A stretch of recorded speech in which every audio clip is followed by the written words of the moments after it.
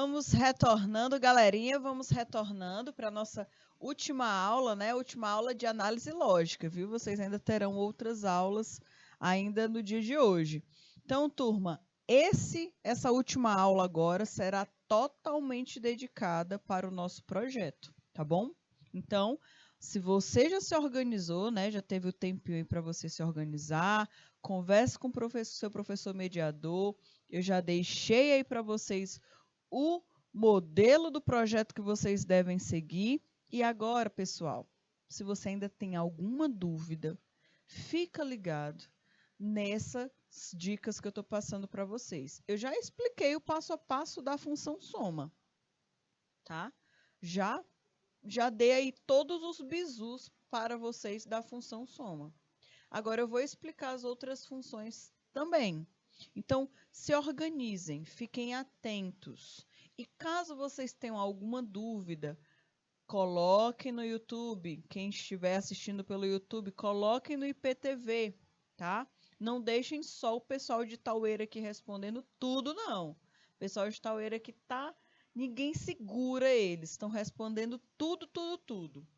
Então, pessoal, se organizem, tirem as suas dúvidas, façam suas perguntas e lembrando, tem um prazo para a entrega dessa atividade, viu? Ok? A atividade também de fechamento da disciplina de análise lógica de programação. Então, vamos dar continuidade, galerinha. Vamos lá. Pessoal, ainda falando sobre a função soma, né? Uma dica que eu quero deixar para vocês, que ontem eu mencionei, é que sempre a última linha de código, sempre, sempre, sempre a última linha de código de uma função é o menu. Porque toda vez que a pessoa terminar de digitar o que ela quer, ela pode ter a opção de querer fazer um novo cálculo. Ela tem a opção de escolher outro cálculo ou tem a opção de escolher para sair do programa. Então, é importante aí que tenha esse menu. E aí, pessoal, o menu normalmente é a última função que a gente cria, né? Que é onde vai ser visível, onde vai ser visualizada a estrutura de escolha do usuário, tá bom? Olha aqui, deixa eu mostrar para vocês. Ah, já foi logo para o subtrai, não tem problema não. Depois eu mostro como é que fica na telinha. Aqui, pessoal, eu quero que vocês observem a função subtrai. Qual é a diferença entre a função subtrai e a função soma? Me digam aí quais são as linhas de código que diferencia a função subtrai da função soma. Qual é? O que é que tanto? Na verdade, não é nem a linha de código, não. Só é um caractere. Um caractere que diferencia a função soma da função subtração. Subtrai. Me expliquem, me digam aí, analisem esse código e vejam qual é o único caractere que diferencia a função soma da função subtrai. Vou dar aí 1 minuto para vocês, que é mais do que o suficiente para vocês identificarem qual é o único caractere que diferencia, que muda a função subtrai da função soma.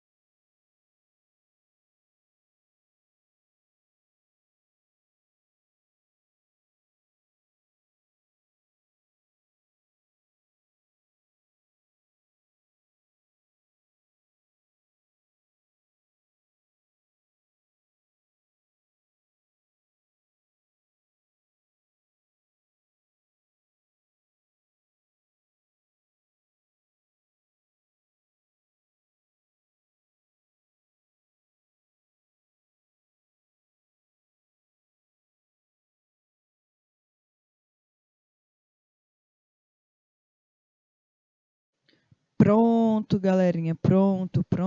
Então, olha aqui. pessoal de Taueiras já entenderam aqui qual é a principal diferença, tá? Pessoal de Taueiras, então agora vocês acabaram de pegar o desfecho da história, né? Conseguiram desvendar a charada. Então, se vocês entenderam que a única diferença da função soma para a função subtração é só um símbolo, que é o símbolo de menos, que foi trocado pelo de mais, né? O de mais pelo de menos, isso significa que vocês já têm a estrutura da atividade de vocês, pessoal. Vocês já têm a estrutura da atividade de vocês, então não tem nem o porquê vocês não entregarem. Vocês só vão modificar agora qual é a frase que vocês querem que o usuário veja, qual é o nome da variável que vocês querem colocar, se é valor 1 mesmo, ou se é número 1, ou se é qualquer outro nome. Então, turma, a única diferença de uma função para outra é apenas esse símbolo bem aqui. E o nome também, né? Porque aí também já é demais. O nome subtrai a gente nem fala, né? Porque com certeza o nome da função tem que ser diferente. Mas a única informação diferente entre uma função e outra é esse sinal bem aqui. E se vocês tiverem copiado, como eu dei tempo para vocês copiarem anteriormente, essa função, se vocês folhearem aí as páginas do caderno de vocês e analisarem, todas as outras funções também são iguais. A multiplicação e a divisão. E a única mudança que é feita é o quê? É a diferença entre o sinal de mais, menos, multiplicação e divisão. É a única coisa. O restante da estrutura é toda igual. Tá bom? E aí você pode fazer um debaixo do outro mesmo, né? Soma, subtração, multiplicação, divisão, um debaixo do outro.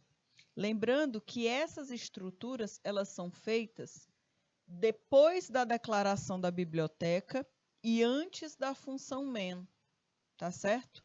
Dentro da função men não fica nenhuma função dessas daqui não. Função men só executa, ela só chama na hora de executar. Igual está sendo chamado aqui o menu, ó. O menu aqui não está sendo criado aqui dentro. O menu só está sendo chamado, tá certo? Olha aqui, essa aqui era a opção que eu queria mostrar para vocês.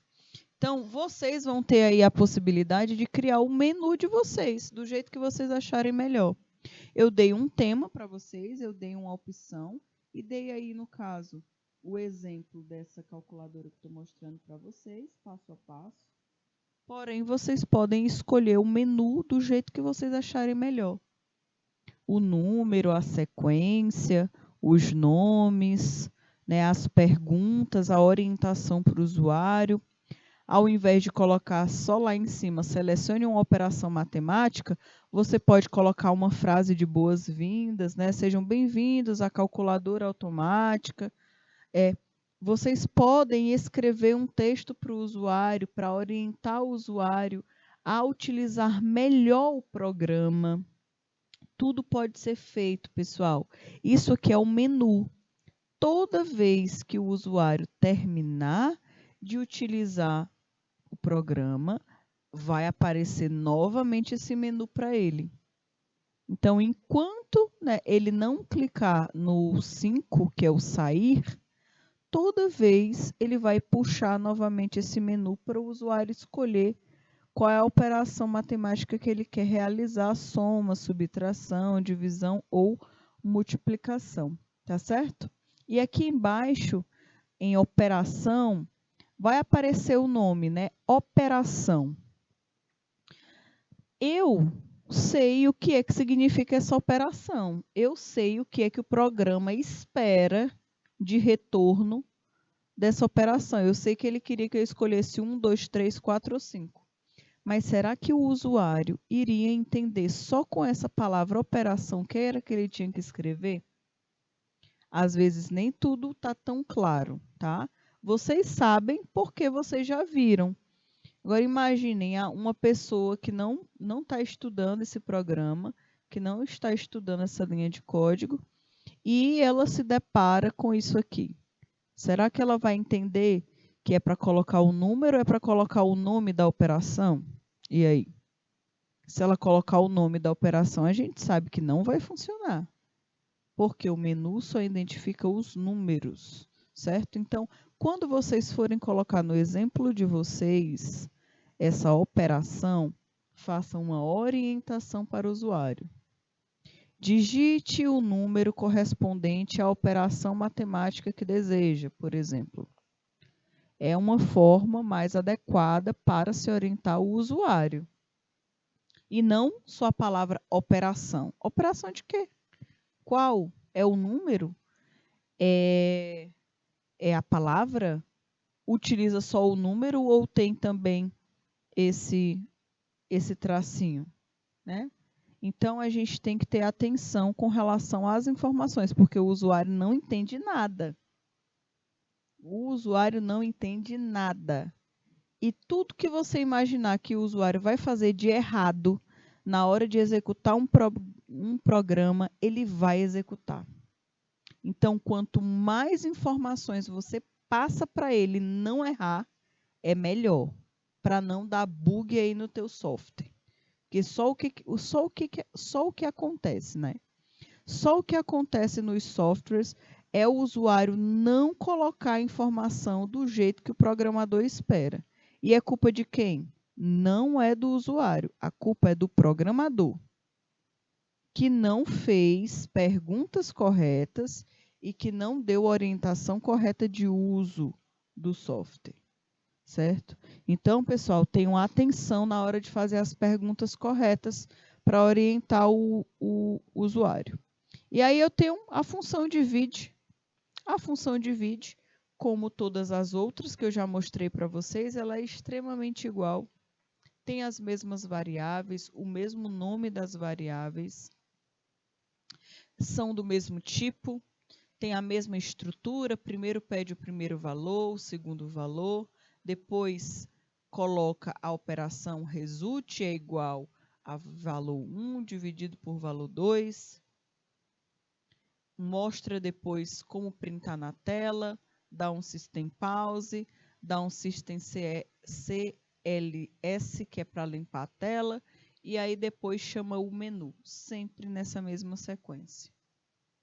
E aqui do ladinho, né, tem o resultado, tem mostrando para vocês na tela a minha tela de execução, que eu executei esse programa, e aí ele perguntou qual era a operação que eu queria, eu escolhi a operação 3, que é a divisão, eu coloquei dois valores, né, 5 dividido por 8, e deu 0,62. Por isso que aqui nós não estamos utilizando o tipo inteiro. Nós estamos utilizando o tipo float, porque normalmente nós teremos situações com números decimais. Então, não tem o porquê você fazer uma calculadora se não pode ter o número decimal. Não faz sentido uma calculadora só de inteiros. Então, quer dizer, se uma pessoa quiser, por exemplo, calcular o valor de um produto que normalmente tem casas decimais, ele não vai conseguir. Isso não existe. Então, a melhor opção do tipo de dado é float, tá? Quando se fala de calculadora, tá bom? E aí, turma, nós temos a nossa outra função, que é a função multiplica, tá? A função multiplica, eu tenho um valor 1, eu tenho um valor 2, tenho um resultado do mesmo jeito. E lá embaixo eu tenho, né, result recebe valor 1 vezes valor 2. E observem lá na linha 50, novamente, a função menu sendo chamada, que é aquele menuzinho que eu mostrei anteriormente para vocês. Sempre ele é o último a ser chamado. Depois que foi mostrado na tela o resultado, na verdade, depois que foi pedido os números para o usuário, depois que foi mostrado na tela para o usuário, depois de tudo é que ele chama o menu, ok? Outro ponto, pessoal, da função multiplica, né? Eu coloquei aqui do ladinho.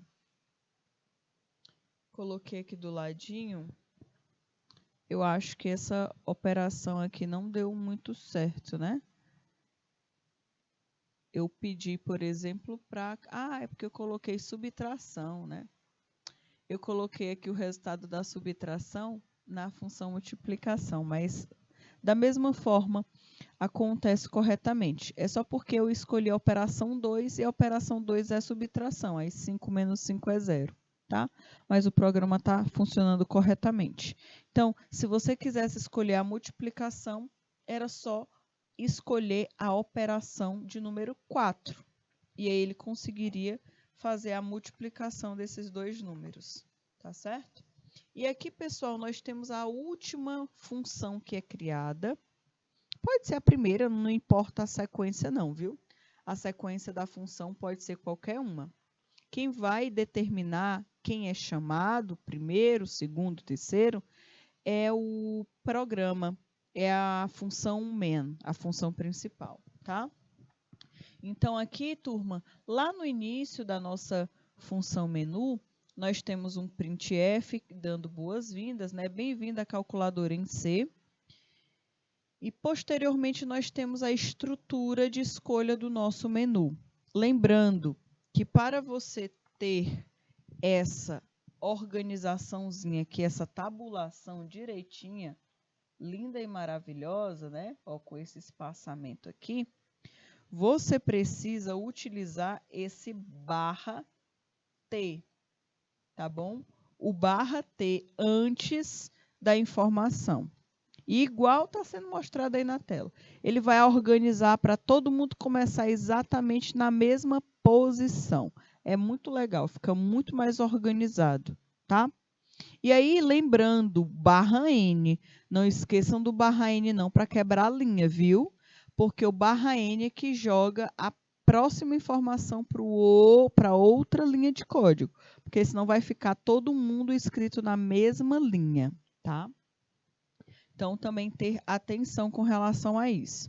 E aí, pessoal, essa função inteira, ela só armazena um único valor. Ela só armazena um número, só e somente só. Só o único número que essa função inteira armazena, que é justamente a escolha. Ou é o número 1, ou é o 2, ou é o 3, ou é o 4, ou é o 5. Ele só vai armazenar um desses valores. E um desses valores vai ficar armazenado dentro da variável escolha. Então, a variável escolha ela vai ter a informação de qual operação matemática que o usuário escolheu. E aí, turma, nós temos a parte que eu acredito que é a principal. É a principal parte, né?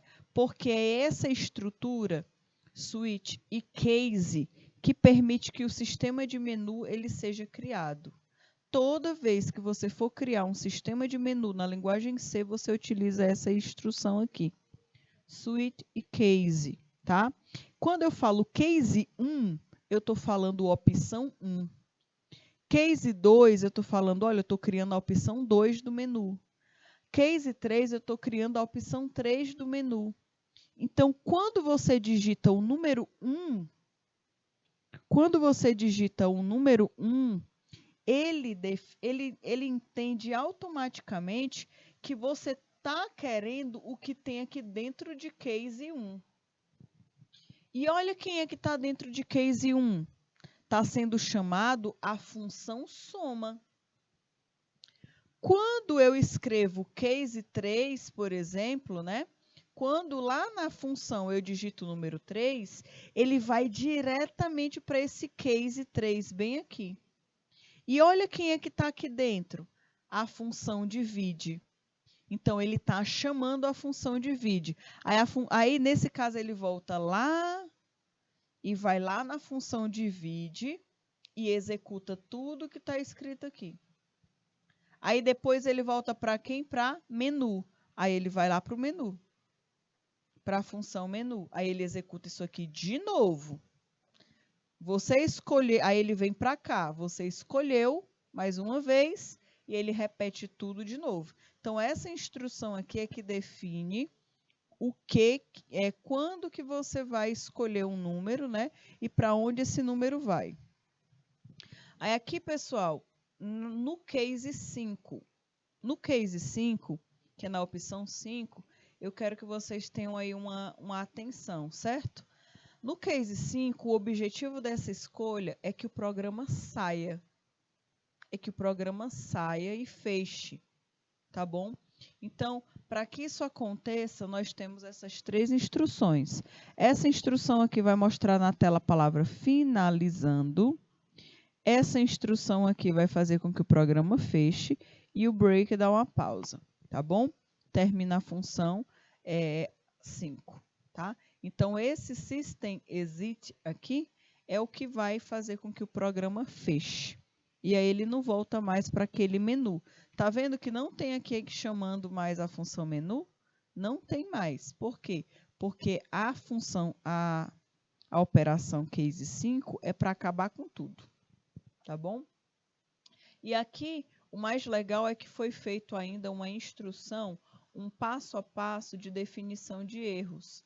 Vai que o usuário digite 6, 7, 8, 20, a opção 20, sendo que só tem até a 5, né? Então, para isso não gerar erro no teu programa, a gente já cria uma instrução de correção de erros, tá bom? De possíveis erros.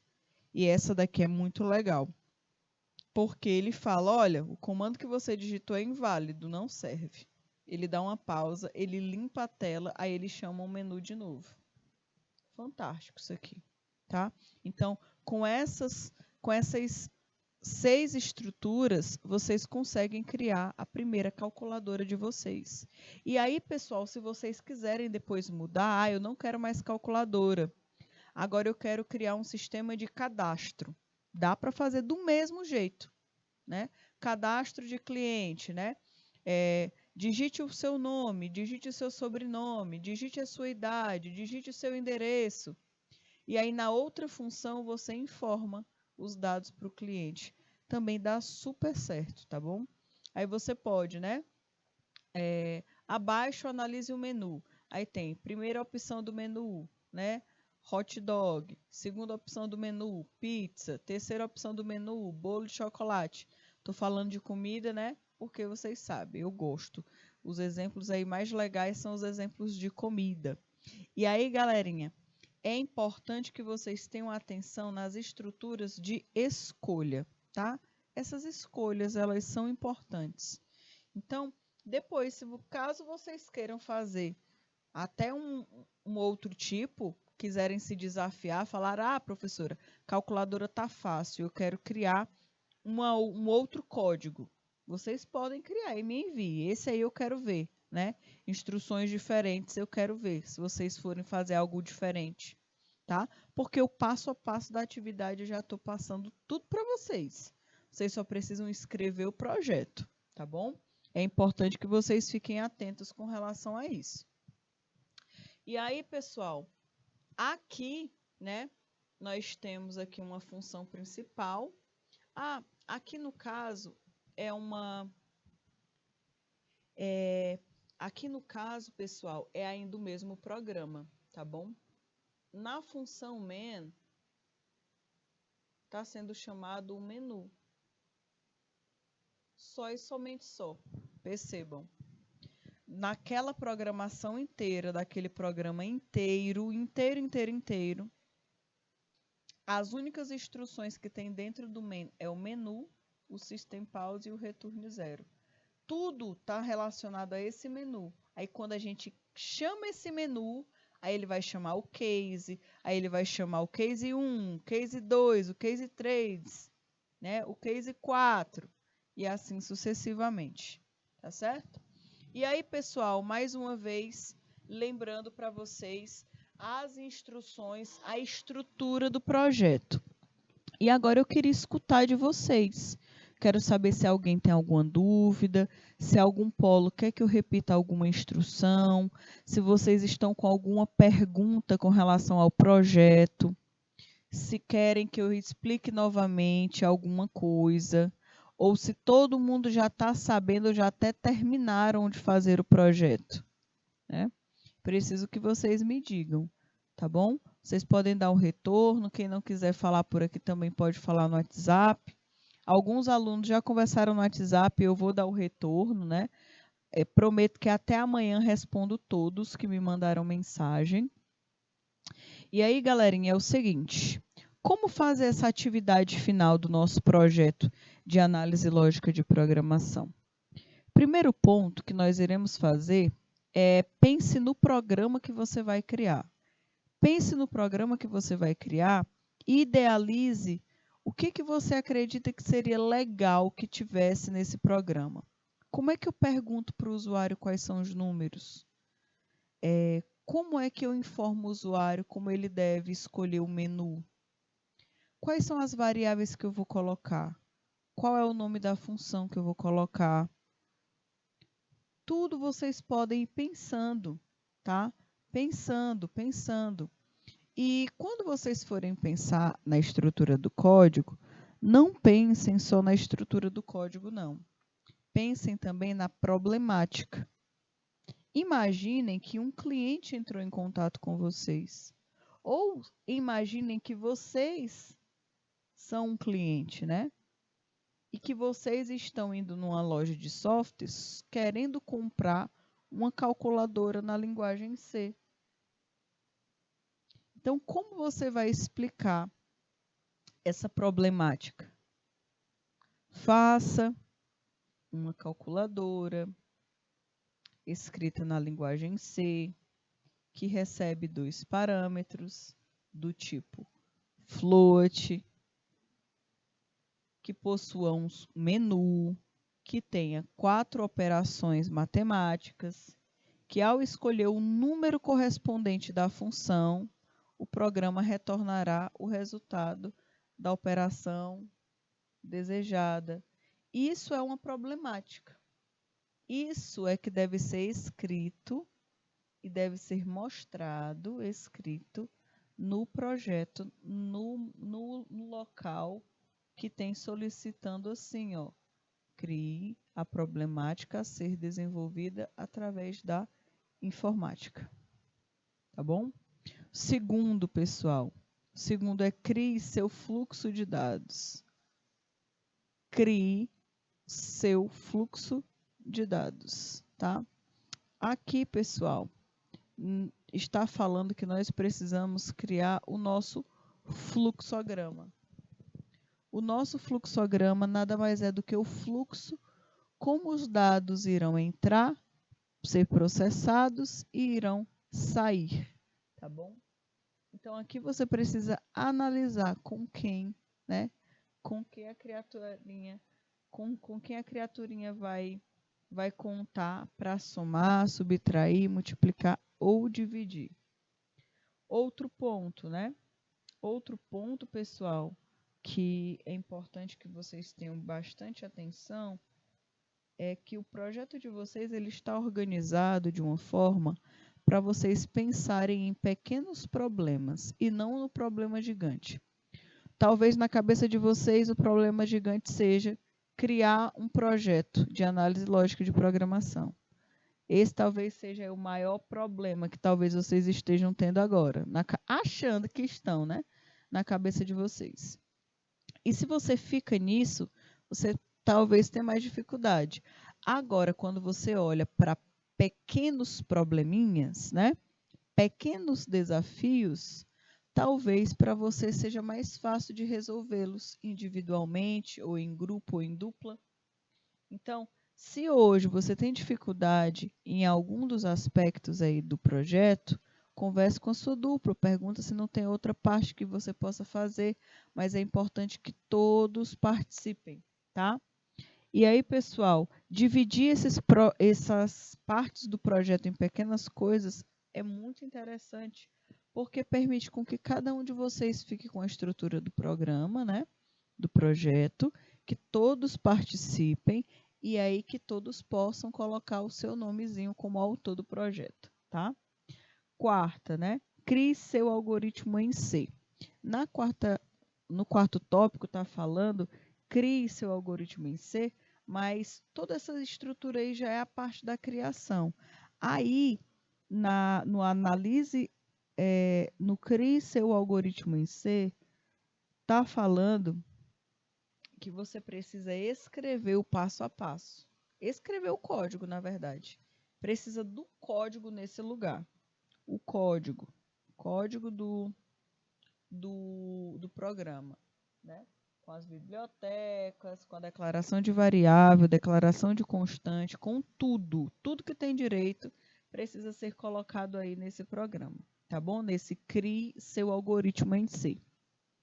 No quinto tópico, divida os módulos de seu programa. Quando ele fala dividir os módulos do seu programa, é para não deixar tudo bagunçado, tá? Não é para deixar.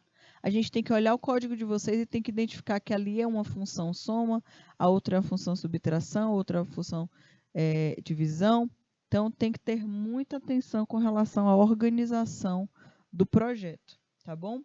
Por isso aí, ó, dividam, uma dica é dividam os módulos, dividam aí as responsabilidades. E o sexto é o preenchimento do projeto, tá? Eu acredito que o preenchimento do projeto ele precisa ser feito por todos. Por todos. Todos têm a total possibilidade de preenchimento do projeto, tá bom? Ok? Então, galerinha, essa aí é uma das dicas que eu passo para vocês de como criar o programa de vocês, tá? E aí, pessoal, lembrando, né? Criando o seu projeto, pense em um programa. Crie a problemática a ser resolvida através da informática. Crie, né? Crie a informática, crie a problemática. Crie um programa, olha essa problemática aqui. Crie um programa que peça a digitação de um número. Então, entregue o fatorial deste número. Tá? Então, essa aqui é uma problemática, tá? Que foi escrita aqui para definir o que deveria ser feito por este programa. Aqui, pessoal, está falando sobre os fluxogramas, que ontem a gente conversou. É a segunda etapa do teu trabalho, é criar um fluxograma. Lembrando que os fluxogramas, quando a pessoa olha para ele, ela precisa entender o que vai acontecer no software. Deixa eu falar para vocês. Normalmente nas empresas de software, o programador ele não tem acesso ao cliente, tá? Nas empresas de software, o programador nunca vê o cliente, ele não tem acesso ao cliente. Quem tem acesso ao cliente normalmente é o analista de projetos. E esta criatura, ela é responsável por coletar o máximo de informações suficientes, máximo de informações possíveis para que a empresa consiga criar um software que aquele usuário está precisando. Então, existem perguntas, tem empresas que ficam um tempo acompanhando a rotina das empresas. São vários pontos. Só que aí, galerinha, esse fluxograma, qual é a importância dele? Quando o programador olhar para esse fluxograma, ele já tem que saber todas as etapas que o programa tem que ter. Então, normalmente, a comunicação entre o que o usuário quer até chegar no programador será feita através desse fluxograma.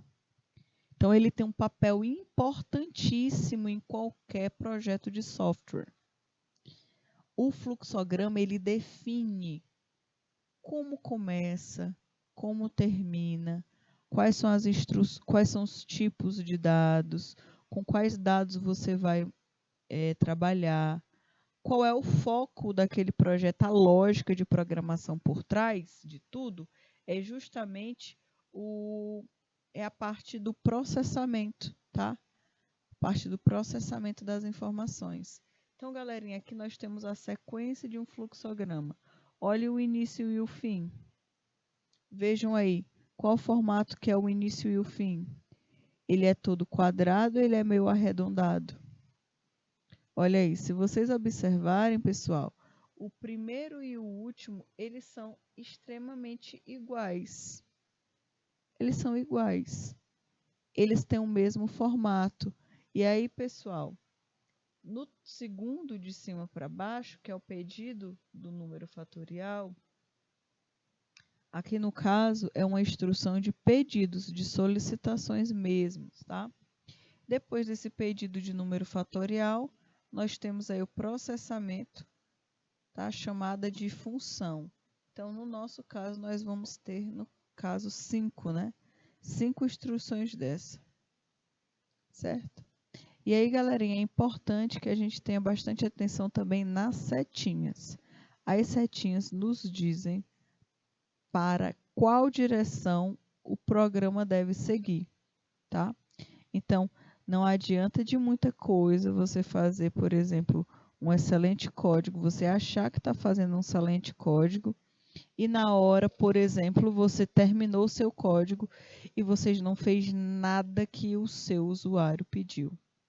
Teve algum tipo de problema de comunicação. E uma das coisas que podem ser detectadas é que talvez o fluxograma não esteja correto. Então, ter atenção na hora de criar o fluxograma, tá bom? Colocar a lógica toda aqui. E aí, mais uma vez, para vocês, as estruturas dos fluxogramas, para vocês recordarem, se lembrarem como é que funciona. É importante que vocês vejam outros exemplos de fluxograma para vocês se basearem para criar o de vocês. Tá certo? É importante que vocês tenham essa atenção, tá? Aqui, galerinha, nós temos os símbolos do fluxograma, nós temos aí o terminador e o início e o fim, ele é arredondado mesmo, viu? Arredondadinho, tá? Aqui, pessoal, nós temos outro símbolo, né? Esse outro símbolo aqui, ele demonstra o início e o fim. Esse aqui de cima, normalmente a gente utiliza quando a gente quer escrever alguma palavra dentro. Quando a gente quer escrever alguma palavra, aí a gente coloca. Mas esse aqui também significa a mesma coisa, tá? É um terminador início e fim. Pode utilizar ele tanto para o início quanto para o fim, tá certo? Outro ponto. Não se confundam processamento e entrada de dados, tá? Entrada de dados é um retângulo meio tortinho. Meio tortinho. Então, tenha atenção para não se confundir. Meio tortinho assim. Tá? Esse aqui é a entrada de dados. Então, quando você for criar o seu fluxograma, em algum momento, você vai ter que falar que o usuário vai receber, vai ter que fornecer 2 dados, ou seja, o programa vai receber 2 dados. Então, aqui normalmente vai ficar o N1 e em outro desses daqui vai ficar o N2, por exemplo. Tá? N2. Já que esses são os símbolos de entrada de dados, tá? Aqui, turma, nós temos a decisão. Aqui na decisão é onde é realizado a parte de lógica, tá? A parte de lógica. Ou seja, enquanto o número armazenado na variável for menor ou igual a 100, adicione 1 mais, por exemplo. Isso aí é uma instrução. Isso aí, no caso, é uma decisão. Também pode ser se, né? Se o usuário escolher 1, faça soma. Se não, então aqui, nessa decisão, você vai utilizar a estrutura do case, tá? Tenham atenção. Aqui no fluxograma de vocês tem que ter o case. Olha aí. Aqui nós temos alguns exemplos de fluxograma, tá? Trouxe até para vocês algum desses ontem. A lâmpada não funciona. Se a lâmpada não funciona, o fluxo que eu tenho que seguir é o seguinte. O primeiro, a lâmpada estava plugada. Se a lâmpada não estiver plugada, a única solução que tem é plugar a lâmpada. Agora, se a lâmpada estiver plugada, nós temos mais uma decisão, né? O bulbo queimou, né, a estrutura que encaixa a lâmpada. Queimou? Se queimou, se for sim, trocar o tubo, o bulbo. Se não, né, se não queimou, comprar uma nova lâmpada. Então, aqui é um fluxograma de execução. A gente sabe o passo a passo de como será executado. E é desse jeito que vocês têm que criar o de vocês, tá? Um fluxograma bem organizado, bem estruturado, com as setinhas todas indicando as direções corretas da leitura e assim por diante. Aqui nós temos mais um fluxograma. Esse fluxograma aqui, ele é um pouco mais extenso, de vocês também pode ser extenso, mas não tem problema nenhum. É importante que tenha no projeto. No projeto tem que ter a foto do fluxograma, tá? Foto do fluxograma. E não tentem pegar da internet, porque o fluxograma ele é um desenho que ele se adequa de acordo com cada programa. Então não adianta você querer simplesmente copiar e colar da internet um modelo e só mudar os nomes, porque provavelmente não vai estar certo. A chance de estar correta é mínima, né? É mais fácil, ao invés de você ficar pesquisando na internet, é mais fácil você fazer o seu, tá bom? Então aqui nós temos, né, o início, que é o início de tudo, depois abrir o forno, aí forno aceso? Sim, se tiver aceso, bota lenha e depois assa o pão e termina. Agora, se o forno não tiver aceso, nós temos que passar para uma outra realidade, que é acender o fogo. E aí depois testar, o fogo está aceso? Está. Se está aceso, então eu posso passar para a última etapa, que é assar o pão, tá bom? Então, galerinha, de já aqui é importante que vocês tenham acesso a essas informações para fazerem direitinho o projeto de vocês. Esse aqui foi o fluxograma que eu deixei para vocês copiarem e alguns me informaram que não tinham conseguido terminar de copiar. Então, galerinha, eu vou deixar para vocês 3 minutinhos para vocês desenharem esse fluxograma. Lembrando, ele começa aqui, ó. Ele começa aqui, tá? Começa aqui. Certo? Aí, pessoal, aqui embaixo, ó, essa linha de código bem aqui, ó, é essa daqui, ó. Então, vocês vão desenhar até essa instrução e a partir daqui é que vocês desenham. Que essa daqui é a segunda, tá? Então, desenhe esse fluxograma porque ele vai ajudar vocês a resolverem o desafio do fluxograma, tá bom? Tá tudo muito bem organizado. Então, 3 minutinhos aí, pessoal, para vocês copiarem, para vocês registrarem esse tipo de fluxograma no caderno de vocês.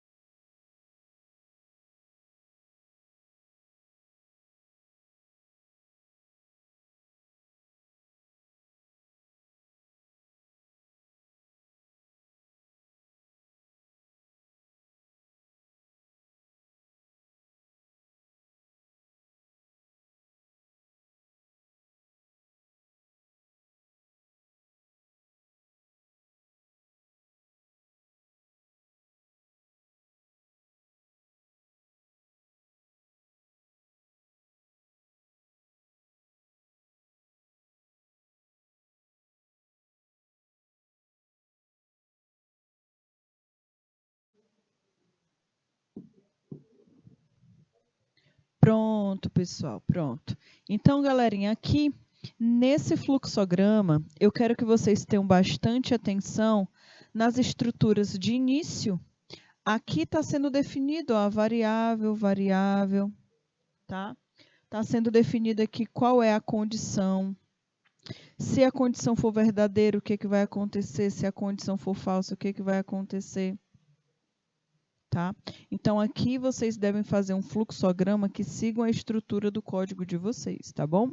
Aqui é mais uma figura, só mostrando um pouquinho mais de perto.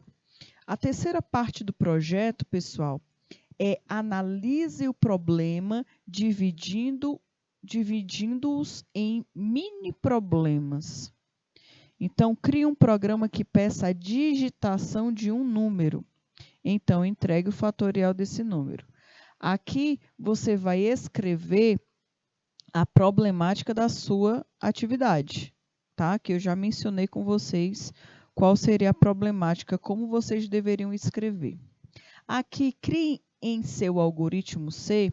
Pessoal, aqui é o seguinte, eu quero que vocês coloquem tanto uma foto, caso, né, quem conseguir fazer de forma digital é melhor, mas se não conseguir de forma digital, se conseguir só fazer de forma impressa, converse com seu professor mediador também sobre a sua realidade, tá bom? Não tem problema. Aqui, galerinha, caso vocês consigam fazer impresso não, digital, coloquem tanto código, você vai copiar o que você escreveu, lógico, copiar, e você vai colar lá no arquivo de Word, que é o modelo que eu deixei para vocês lá no grupo. Tá certo? Desse jeitinho aqui. Fora isso, pessoal, vocês irão colocar tanto o código que vocês copiaram, que vocês escreveram, e vocês podem colocar uma fotinha também do código, como essa aqui, que essa aqui é uma foto, tá? Essa aqui é uma foto, isso aqui não é o código digitado diretamente no slide, é uma foto do código. Então, coloquem o código e também tentem colocar a foto, que também dá certo, tá? Executem, quem conseguir executar é importante, tá bom? Criando o projeto, a quinta parte é divida os módulos de seu programa. Pessoal, o nosso programa ele já está dividido em módulos, tá bom? Não tem nem como se perder. As próprias funções já são módulos. Então, organizem, deixe bem organizado essas funções, tá? Organizem para a gente visualizar e entender que aquela ali é a função soma, função subtração, função multiplicação, função divisão, tá? Para vocês não ficarem perdidos e nem o professor, quando for corrigir o trabalho de vocês, também ficar perdido. Aqui, pessoal, ainda é na parte de módulos, né? Então, vocês podem também, na hora de copiar o código, deixar tudo organizado em módulos, mas também vocês podem organizar as imagens em módulos também, tá certo? Organizando aí da melhor forma possível.